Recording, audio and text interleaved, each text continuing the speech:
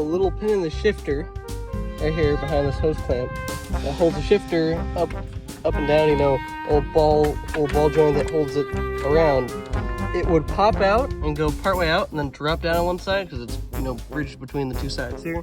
It would pop out and the shifter would go up about a ½ inch, a quarter inch, or an inch, somewhere in there, but probably more closer to 3/4. And it would get out of the lockout, get out of the gates for the shifter, and it would pop it out so it would get stuck on the outside of them, so it would get stuck in gear. So that is really fun when it gets stuck in gear, but you know, we fixed it. But there's zero slop in this at all.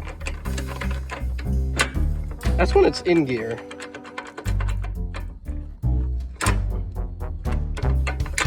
But you know, oh, she's good.